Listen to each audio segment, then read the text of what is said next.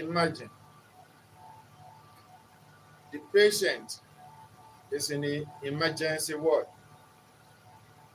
The doctor is called upon. Prepare for the theater. The patient is rushed to the theater. And the doctors and the assistants, they were ready to work. Get oxygen, get all the equipment set. Then power goes out, electric goes out. No backup generator, no fuel. What do? This is not a Nollywood movie script. It is the daily reality in the healthcare system in Nigeria. And that is why we can't just keep quiet. It's not that because we don't have the resources. It's not because we don't have the brains, the skills. But we have systemic failure, systemic and infrastructural bastardization.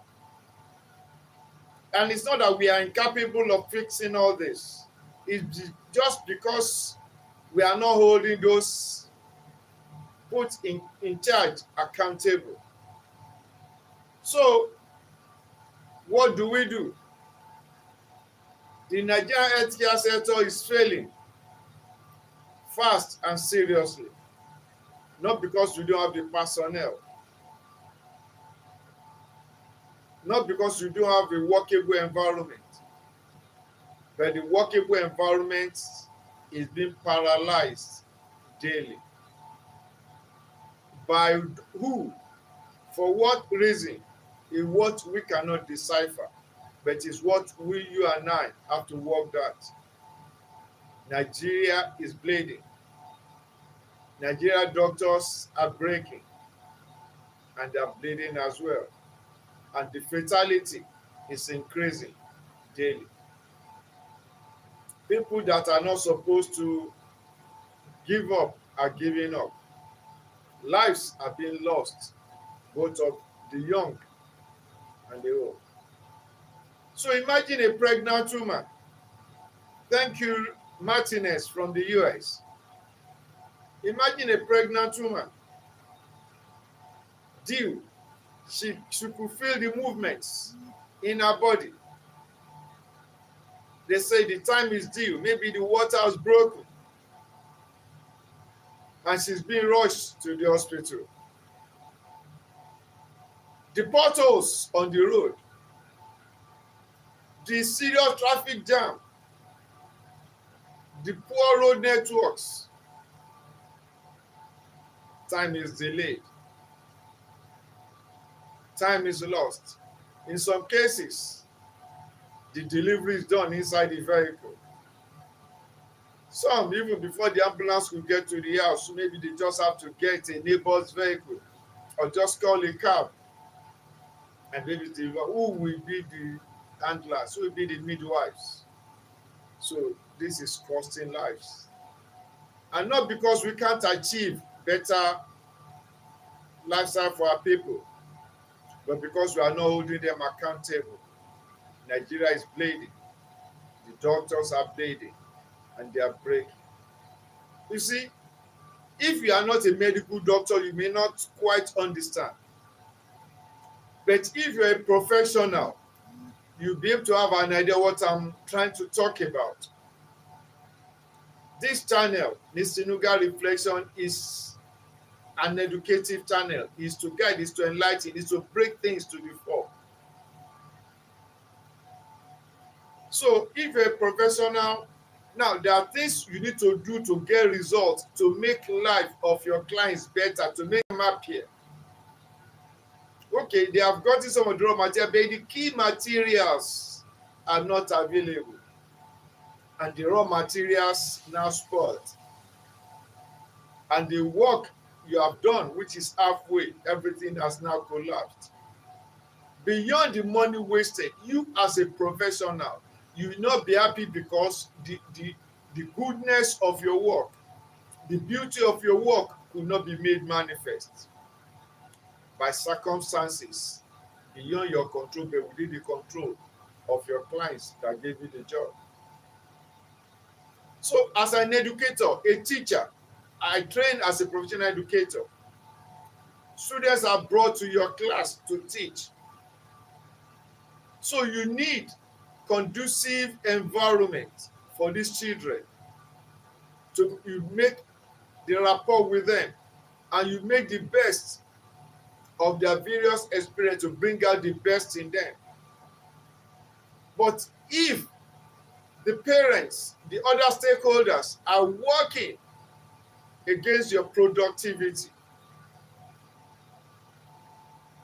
the system is not making the facilities, the instructional materials available, there is a limit to what you can improvise in this age we are in this tech age we are in. So these students, you know, they have potentials. They have various degrees of intelligence, which you have identified, which you and them have agreed to nurture together to build up. But the system is not supporting your efforts, and it's not helping to make the dreams of those children in your care to come to reality. So you cannot imagine a medical doctor, these patients have been brought to you, you have diagnosed the situation. I know that A, B, C, D, these are the steps to take. Like that one in the theater now. You know the procedure. Well, the systems have to function. All those various monitors to monitor each of the vitals.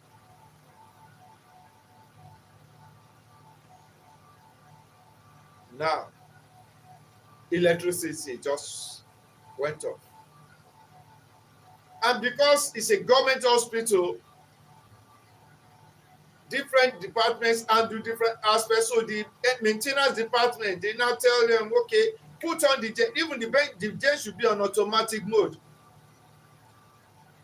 Now, they now say, okay, we're in the theater. Please call the maintenance manager, the director of maintenance, electric, just to put on, we're in the theater, this is emergency. And they tell you, sorry, the diesel just finished yesterday, and we are just telling the CMD to make fund available to guests. And the patient is already in the theater. And time is moving fast. How will you feel as a medical doctor? You can see this life slipping away. That is why I say they are brave. You can imagine that trauma. Like that one I showed you, I played for yesterday.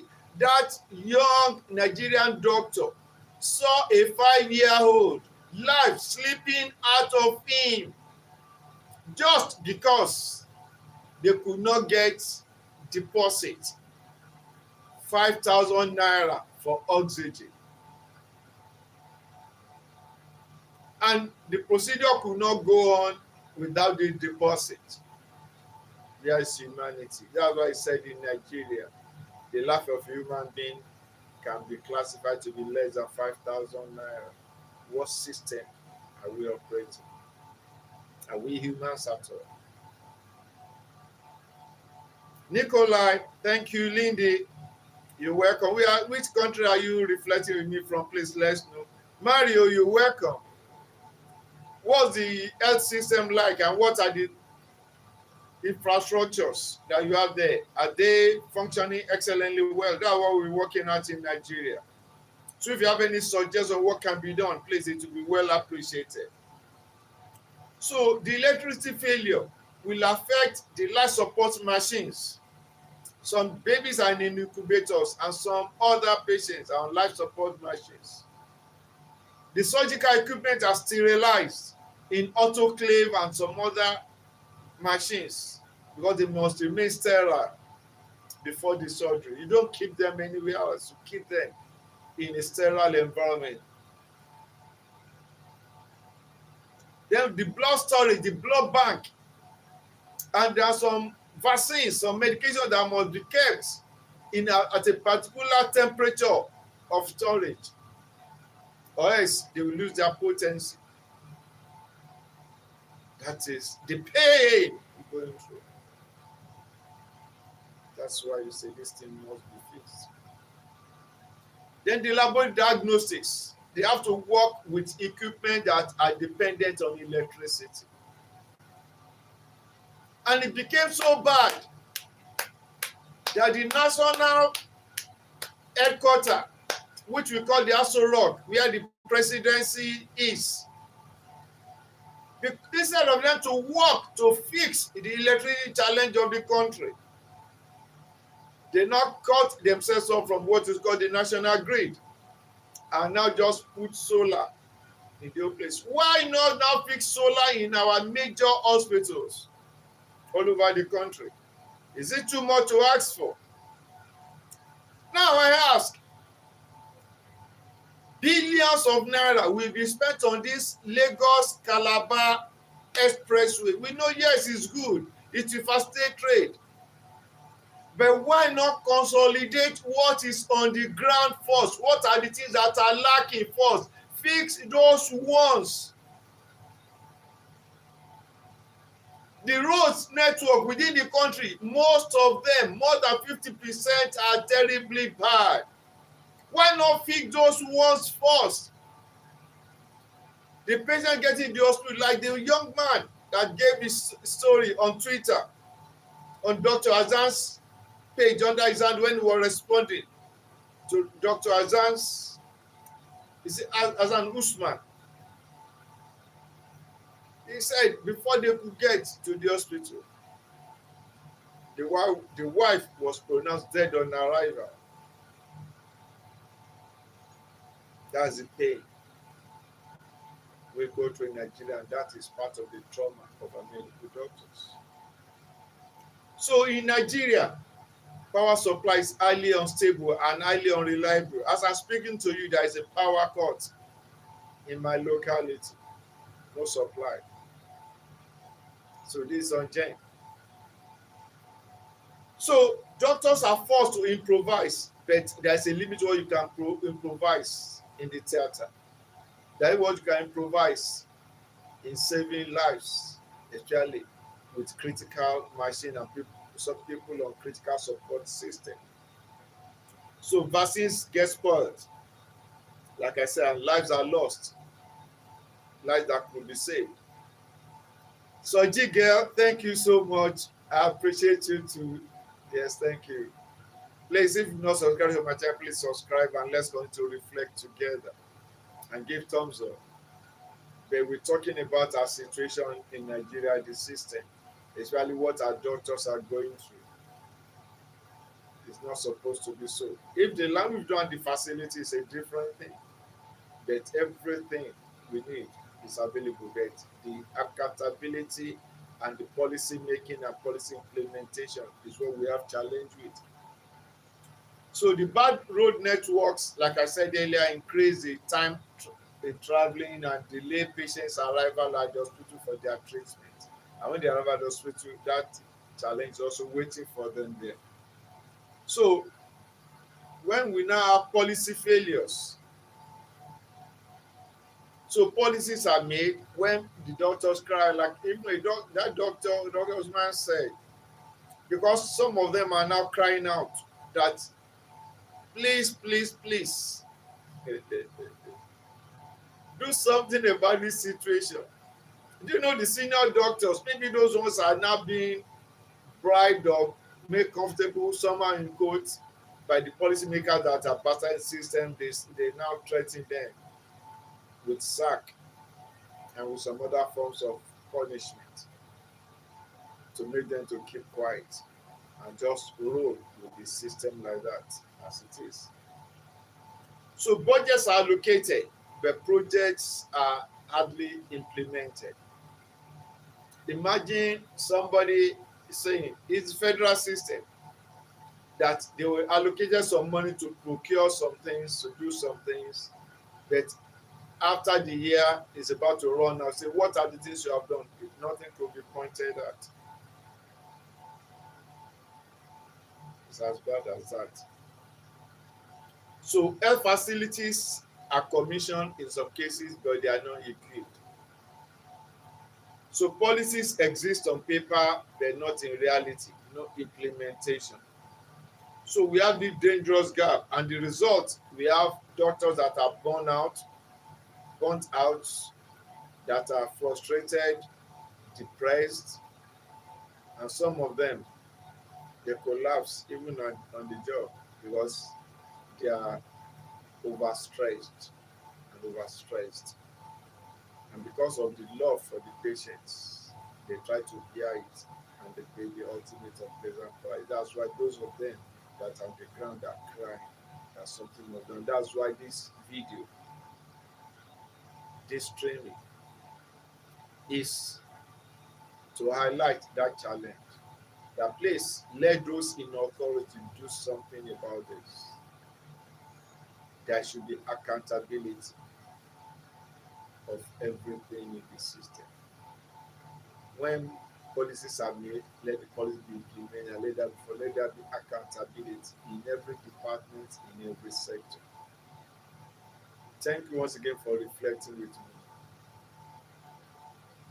Let me know your suggestions, your thoughts about what is the state of the affairs. If you are in Nigeria or in Nigeria, your own experience, share with me.